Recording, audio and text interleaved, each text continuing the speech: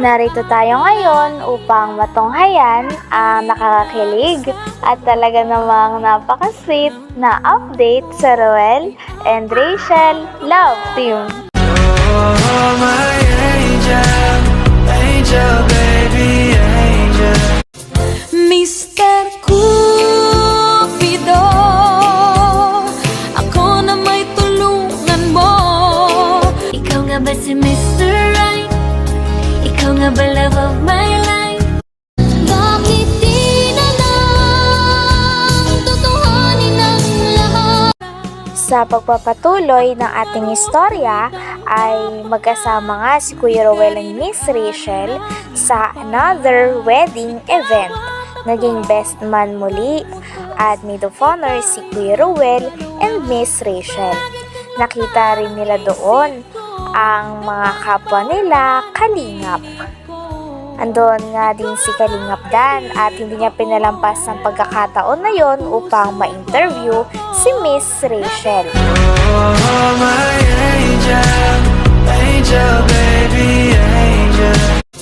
Mr. Cupido, ako na may tulungan mo. Ikaw nga ba si Mr. Right? Ikaw nga ba love of my life? Bakit di na lang tutuhanin ang lahat? Tinanong nga dito ni Kalingap Dan kung willing daw ba maging artista talaga si Miss Rachel sapagkat may kumukuha na nga sa kanya bilang talent sa pag-aartista.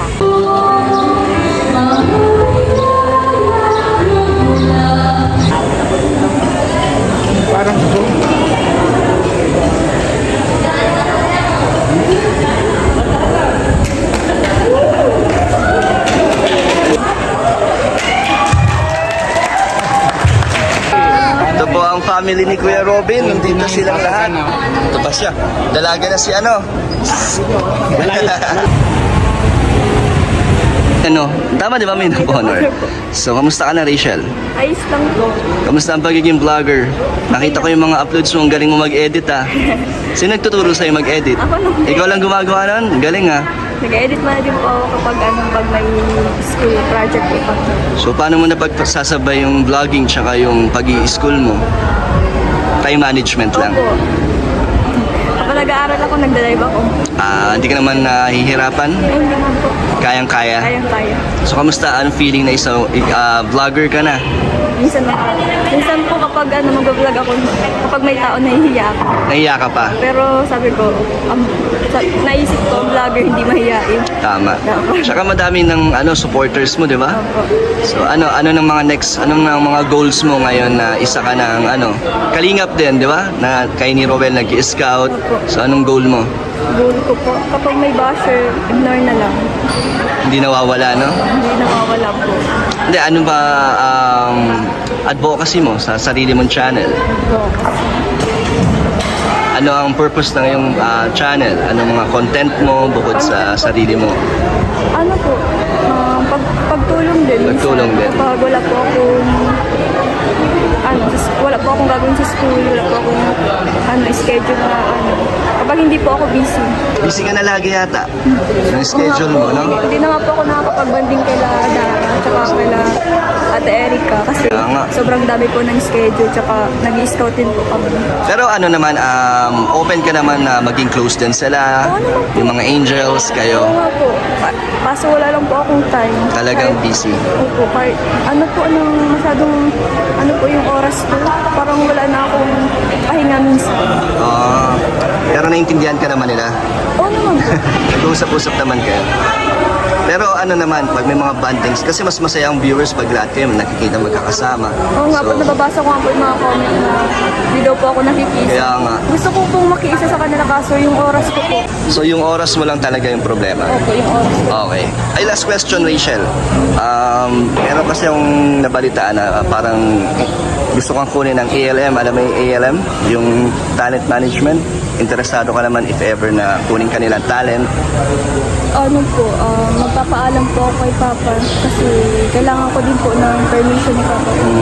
Sugot naman dito ni Miss Rachel ay nagdadalawang isip daw talaga siya sapagkat kapag tinuloy daw yon ang pag-aartista niya ay mapapabayaan niya ang kanyang pag-aaral at kailangan niya din muna ng permiso sa kanyang papa, tito at mga tita sapagkat nirerespeto niya daw ang mga ito. Sa kanya naman daw pananaw ay medyo mahirap talaga ito sapagkat oras ang kanyang kalaban. Sapagkat kapag nag-artista ka nga ay maapektuhan talaga ang pag-aaral mo, kaya ito nga ang kinababahala ni Miss Rachel. Isa pa ay gusto niya rin daw muna malaman ang side ng kaniyang papa, tito at tita sapagkat mahalagang tao daw ito sa kanyang buhay.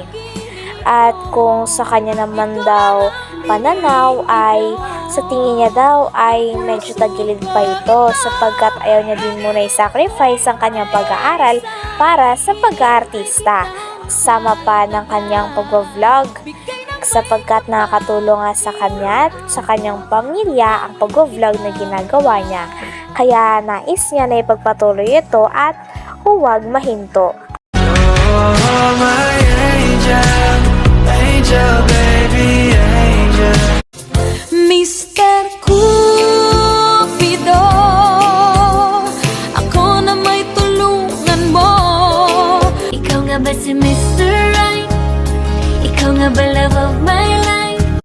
Bakit di na lang tutuhanin ang lahat? Oh, my angel, angel, baby, angel. Papayagan niya po ako masabi. Pero kung ikaw mismo yung tatanungin, gusto mo rin naman. Gusto ko rin po kaso yung ano ko din nga po yung oras ko nga din po inaano sa pag-aaral tapos sa pag-vlog ko. Okay. Kaya parang nagdadalawang isip ko. So 50-50. Per problema mo talaga is yung oras. Kailangan ko din po ng permission ng tita-tito ko yung gawin. Okay, so thank you. Natanong ko lang naman. Salamat po. Thank you, Rachel. Bye-bye. Salamat kaya dad. Bye-bye po. Bye-bye po, pero magkikita pa ulit Oo kami ni naman Robel. po. Kasi Lagi. nga, within community lang naman po Yes. kami. Yung Tsaka isang sa mga hindi po nyo nakikita, nagbabanding po kami ni po. Robel. Behind the camera na po yung Tama. mga kalinga. Minsan. Ingat. Ingat. Ingat.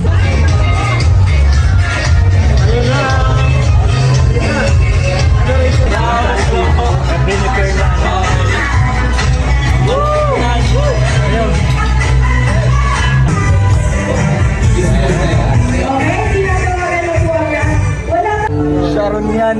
Sharon ah.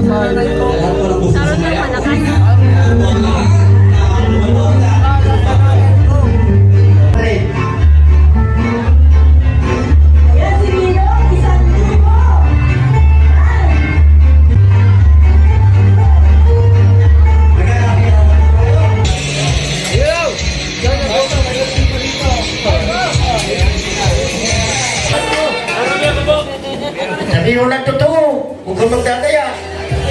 Ilan? Okay, sige. Magandang tanghali po sa ating lahat. King Almadrones, Brenda Lynn Talon, sino po yun? Wala. Ninang Aileen is andyan na.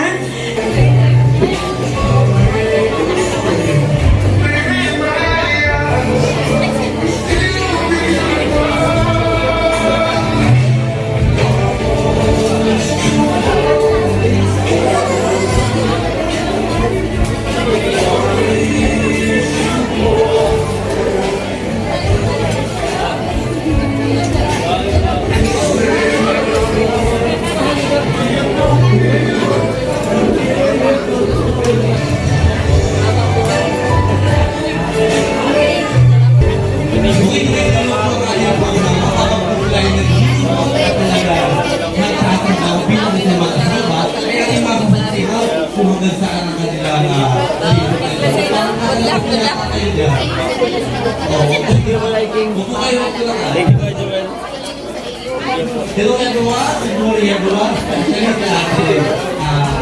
Galing po tayo malayong lugar sa ating mga bisita, mga kamag-anak, sa ating mga kong sa kami ng dito ngayon. Maraming salamat po.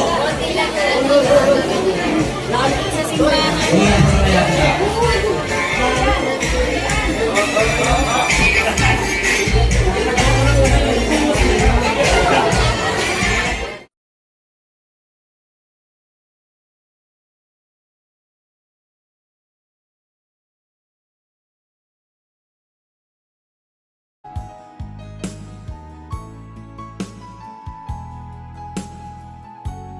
Hanggang dito na lamang muna ang ating nakakakilig at talaga namang napaka-sweet na update sa Roel and Rachel Love Team.